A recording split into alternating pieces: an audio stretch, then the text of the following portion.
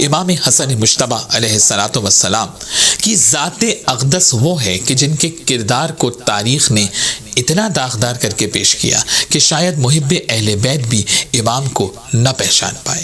یہ وہ تاریخ کے اوراق ہیں جو بنو امیہ نے اپنے سیاہ کارناموں کو چھپانے کے لیے اشرفیاں بانٹ بانٹ کے لکھوائے تھے۔ اس عداوت اہل بیت کی ایک جھلک صلح امام حسن کو بیعت سے تعبیر کرنا بھی ہے۔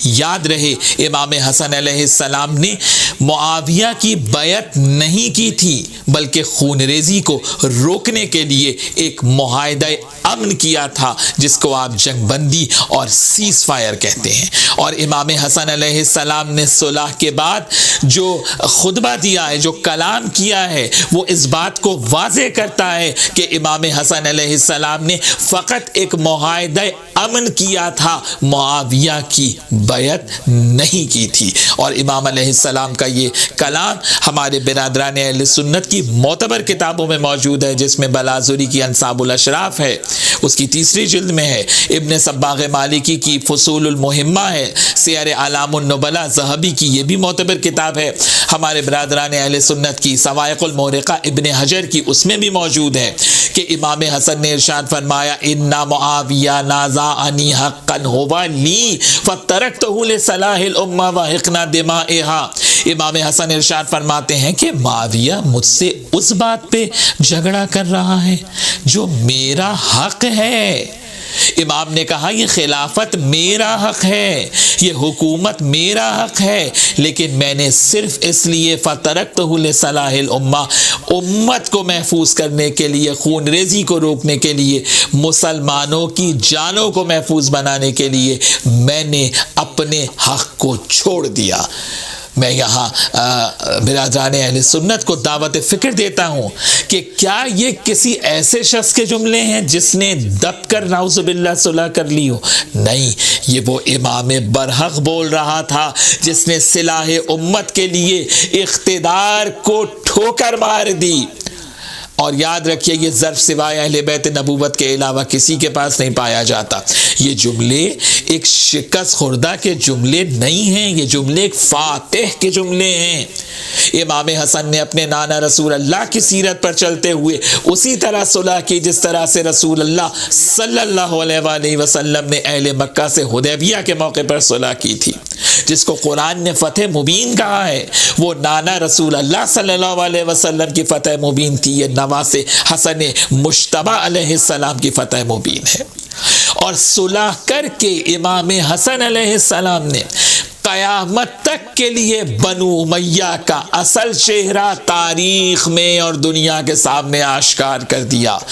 اب مجھے دنیا یہ بتائے کہ صلح ہونے کے بعد اب کہاں گیا قصاص عثمان کا نعرہ؟ اب کہاں گیا قصاص عثمان کا مطالبہ؟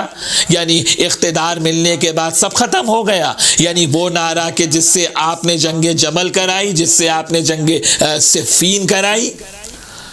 اور اس کے بعد امام حسن علیہ السلام نے انکنڈیشنل صلح نہیں کی ہے کہ بس غیر مشروط معاہدہ کر لیا ہو، بلکہ شرطیں منوائی ہیں۔ آپ مجھے بتائیے شرطیں شکست خوردہ منواتا ہے، ہارا ہوا انسان منواتا ہے، یا جو فاتح ہوتا ہے وہ شرطیں منواتا ہے؟ اور جو شرطیں امام حسن علیہ السلام نے رکھی ہیں، اس صلح کی پہلی شرط ہی امام حسن علیہ السلام کی فتح کا اعلان ہے کہ حاکم شام قرآن و سنت پر عمل کرے گا۔ امام حسن نے بتا دیا کہ حکومت اسلامی کا دستور اساسی، یاد رکھے دنیا، اسلامی حکومت کا دستور اساسی فقط اور فقط کتاب خدا اور سنت رسول صلی اللہ علیہ وآلہ وسلم ہے۔ یعنی امام نے بتایا کہ میری والدہ حضرت فاطمہ زہرا سلام اللہ علیہا اور میرے بابا علی مرتضیٰ علیہ السلام نے کتاب خدا اور سنت رسول پر عمل کیا، کیونکہ وہی حق تھا۔ اس کے بعد دوسری شرط اللہ اکبر، یہ مظلومیت ہے مولا کائنات علی بن ابی طالب کی۔ امام نے شرط رکھی کہ میرے بابا علی مرتضیٰ پر جو اعلاناً سب و شتم ہوتا ہے اسے بند کرایا جائے۔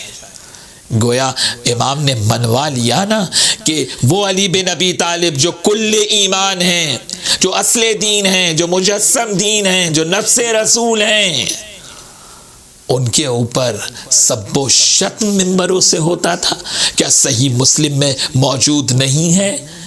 صحیح مسلم کے لیے تو آپ کہتے ہیں نا جو کچھ صحیح مسلم میں ہے وہ صحیح ہے، کہ امرا معاویہ سعدا فقال ما منعک ان تسب ابا تراب، جب معاویہ نے سعد بن ابی وقاص سے کہا کہ کس نے تمہیں مانے کیا ہے، کس بات نے مانے کیا ہے کہ تم ابو تراب پر سب و شتم نہیں کرتے، تو سعد بن ابی وقاص نے کہا کہ اگر میں نے پیغمبر سے وہ حدیثیں نہ سنی ہوتی جو علی بن ابی طالب کی شان کے اندر ہیں، وہ مانے ہوتی ہیں۔ تو آپ دیکھیے کہ صحابہ کی بات آج ہو رہی ہے کہ جو اگر ذرا سی تنقید کرے گا کسی صحابی پر، ذرا سی کسی صحابی کی اگر توہین کر دے گا تو صاحب اسے سزا دی جائے گی۔ تو میں برادران اہل سنت سے یہ سوال پوچھتا ہوں کہ وہ جو کل ایمان کے اوپر، جو امیر المومنین علی بن ابی طالب کے اوپر سب و شتم کراتا رہا، آج مسلمانوں کا اس کے لیے فتویٰ کیا ہے؟ یہ ڈبل سٹینڈرڈ کیوں ہے؟ یہ دوہرا معیار کیوں ہے کہ ایک کے لیے معیار کچھ اور ہے، دوسرے کے لیے معیار کچھ اور ہے؟ غور کریں اس بات کے اوپر۔ میں دعوت فکر دیتا ہوں، سوچیں، فکر کریں، کیونکہ قرآن سوچنے اور فکر کرنے کا حکم دے رہا ہے۔